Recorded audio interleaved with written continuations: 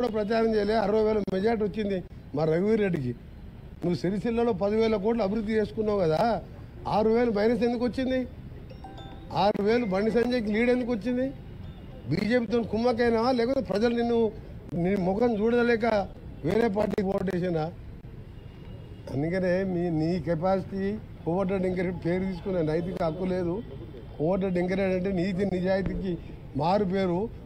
30 ఏళ్ళలో ఒక్కసారైనా పేరు వచ్చింది నా ఎక్కడైనా కబ్జాలు చేసి దోసుకున్నాను. నువ్వు ఫార్ములా రేసు, ఈ రేసు గుర్రాలు, బిల్లర్ల గుర్రాలు, ధరణి మీద 2-3 లక్షల కోట్లకి వెళ్తుంది. నీ ఆస్తులన్నీ మొత్తం పక్కాగా బయటపడితే ఒక్కొక్కటి బయటపడి కోర్టుకు పోయి సుప్రీంకోర్టుకు పోయి కోట్ల రూపాయలు అడ్వకేట్లను పెట్టి నా మీద ఒక చిన్న కేసు అన్న ఉన్నదా? అవినీతి మరకున్నదా? పదవిని 3 ఏళ్ళ పదవి వదిలిపెట్టుకున్నాన్ని మీ నాయనలాగా రాజీనామా చేయ by election, collection, re election, by election. నేను రాజీనామా చేసినంటే మనం చెప్పిన ఆ రోజు చెప్పిన గవర్నర్ ఇంటి ముందర చెప్పిన తెలంగాణ రాష్ట్రం వస్తుంది, వచ్చినప్పుడే మంత్రి అయితే అప్పటిదాకా మంత్రి పదవి తీసుకొని ఉన్నా. అందుకనే ఆ బచ్చగాల గురించి మాట్లాడకు. నేను ఒకటే చెప్తున్నా, కేటీఆర్ నువ్వు మీ బావ కలిసి మీ నాయనని ప్రతిపక్ష నాయకుడిగా వస్తావా రావా నెక్స్ట్ అసెంబ్లీ సెషన్కు బడ్జెట్ సెషన్కి అడుగు. రాకుంటే నువ్వు హరీష్ రావు కొట్టుకుంటారో కత్తులు పెట్టుకొని కొడుచుకుంటారు, నాకు కావాలని. ఆయన ఎట్లా వస్తట్లేడు. మా ముఖ్యమంత్రి గారు మొన్న బాగా చెప్పిండు, కొడంగాల సర్పంచ్ 4 రోజులు ఊళ్ళలోకి రాకపోతే తర్వాత వస్తే రాళ్ళ తీసుకొని ఎడబడతారు సర్పంచ్ ఎమ్మడి. ప్రతిపక్ష నాయకుడు 13 నెలలు అసెంబ్లీకి రాకుండా ఏం చెప్పాలి? అవసరం ఆయనకు ఆ పోస్టు? నువ్వు మీ బావ తీసుకొని కొట్లాడు, అప్పుడు మీకు సమాధానం చెప్తావు. నువ్వు ఎమ్మెల్యేవు, నువ్వు డిప్యూటీ లీడర్ కాదు, నీ కార్యవర్గం లేదు. బీఆర్ఎస్ ఎల్పీ కార్యవర్గం లేని కేటీఆర్ జూనియరు వాళ్ళ ఆయన పేరు చెప్పి ఎమ్మెల్యేను, ఆయనకు నేను సమాధానం చెప్పా. కేసీఆర్ బహిరంగ చర్చకు వచ్చి సొరంగ మార్గం ఎందుకు పూర్తి చేయలేదు ఆయన నడవను. గంధమల్ల టెండర్ పిలిచి ఆలేరు బాగుపడితే చూడలేక క్యాన్సల్ ఎందుకు చేసినావు? 50 టీఎంసీలో మల్లాంటి సాగర్ 15,000 కట్టికి కమిషన్లు తిని ఎందుకు ఆలేరుకు భువనగిరికి నీళ్ళు ఇవ్వలేదు? మా మూసి ప్రక్షాళన అప్పుడు చేయలేదు, ఇవాళ మీరు చేస్తారంటే దాన్ని అడ్డుకుంటున్నారు. అదే ఇవాళ బీజేపీ వాళ్ళు యమునా క్లీన్ చేయలేదు, యమునా యమునా కంటే మూసి డేంజర్ ఉంది. ఆడ కేసీఆర్ మన కేజ్రీవాల్ది కటౌట్ పెట్టి ఆ మురికిలో యమునాలో ముంచి తెలుస్తున్నారు.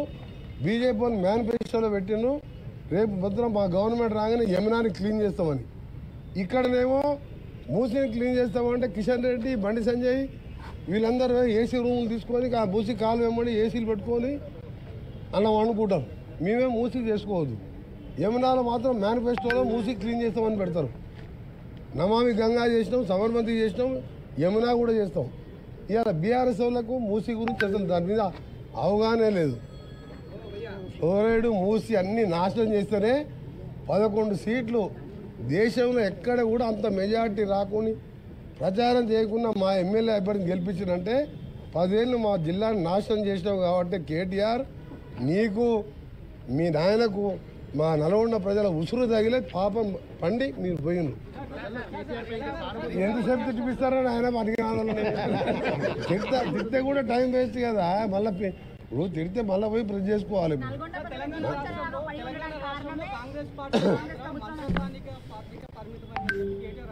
మళ్ళీ కేటీఆర్ తప్ప కూడా పిల్లగాని గురించి ఎందుకు మాట్లాడతారా?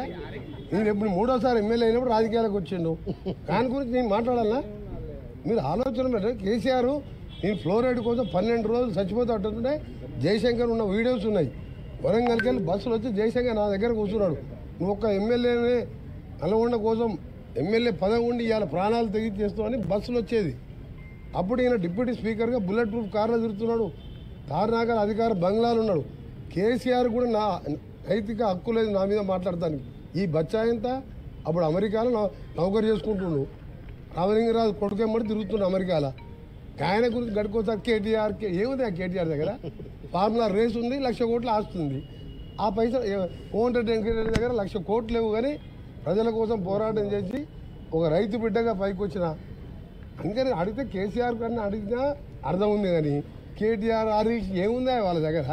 దోసుకున్న సొమ్ము ఉంది, ఆందోళనని బెదిరించి వసూలు చేసుకున్న సొమ్ము ఉంది. మీ సీఎం సెక్రటరీ వాడకుండా ఇంటికి మంత్రులను తెప్పించుకొని అవమానపరుస్తున్నట్టు హరీష్ రావు ట్వీట్ చేసిండు. మళ్ళీ హరీష్ రావు అంటారు మీకు దానికి ఒక డిప్యూటీ లీడర్ ఉంటాడు. బీఆర్ఎస్ ఎల్పీనో టీఆర్ఎస్ ఎల్పీనో 6 ఎమ్మెల్యేలు ఉన్న మా సిఎల్పి నాయకుడు బట్టి విక్రమార్క గారు పాదయాత్ర చేసి 6తోని అసెంబ్లీలో ఒంటరి పోరాటం చేసి ప్రతి సమస్యని ప్రజలకు తెలియజేసిండు, ప్రభుత్వం దృష్టికి తీసుకొచ్చిండు. 30 మంది ఉండి సరే 10 మంది అంటే ఇలా దోపిడీ తెలిసి వెళ్ళిపోయిన వాళ్ళు 30 మందిని కూడా నువ్వు అసెంబ్లీ రాకుండా కేసీఆర్ గురించి ప్రశ్నించకుండా మీరు ఒక్కటే అడుగుతున్నా, మీకు కేసీఆర్ ఈసారన్నా వస్తావా రావా, లేకపోతే రాజీనామా చేసి కొడుకు అల్లుడో ఎవరికో అప్పచెప్పు, అప్పటిదాకా ఈ పిల్లల పేరు తీసుకోవద్దని మీ ప్రెస్ వాళ్ళకి చెప్తున్నాను. నేను నన్ను ఎంతనే తిట్టుకోరు మీరు మామచాడు అల్లుడు కొడుకు, తండ్రి చాడు కొడుకు, మీరు నాలాంటి మాస్ లీడర్ కాదు. మీరు తెలంగాణ కోసం త్యాగాలు చేయలేదు. మీరు ఏమైనా కలెక్షన్ చేసుకుని బై ఎలక్షన్ చేసుకుంది తప్ప, అందుకని నేను వాళ్ళ కోసం కాదు వచ్చింది గాంధీ భవన్కు. మా పార్టీకి ప్రజలు వస్తే వాళ్ళని కలవాలని మా పార్టీ అధ్యక్షుని ఆదేశం మేరకు రావడం జరిగింది. తిట్టాలని చాలా టైం ఉంది. నిన్న నన్ను వాడు వీడు చాలా అన్నాడు, నాకంటే వయసులో చిన్న అయినా కానీ అమెరికాలో చదువుకున్నాడు, గదే నేర్చుకొచ్చుకుని మర్యాద. నేను తిట్టాలంటే తిట్టిననుకో తలకాయ బలికి చచ్చిపోతురాలు. నేను తిట్టదలుచుకోలే, ఎందుకంటే వేస్ట్ ఫెలోస్ గురించి ఏం తిట్టాలి. దీపం పాపం మూతపడే దుకాణం, అది సగం దుకాణం పడ్డది. 9 అసెంబ్లీ పార్లమెంట్లో 3వ స్థానం 7 డిపాజిట్ పోయింది. 10 సంవత్సరాల అధికారం ఉండి లల్లు ప్రసాద్ పార్టీ నయం ఈయనకంటే. లల్లు ప్రసాద్ జైల్లో ఉన్న కొడుకు 30 ఏళ్ళ పిల్లగాడు ఇవాళ ఎన్ని ఎంపీలు గెలిచిండు, ఎన్ని ఎమ్మెల్యేలు గెలిచిండు. జైలు పోకున్న బయట ఉన్న కేసీఆర్ ఒక్క పార్లమెంట్ గెలవలే, 16 గుండు చిన్న 7 డిపాజిట్ పోయింది. ఇంకా నీ పార్టీ అతను నేను ఆ ప్లేస్లో ఉంటే ఎప్పుడో ఆ పార్టీని మూసేసుకొని ఎగ్జామ్ చేసుకునేవాడిని పోయి.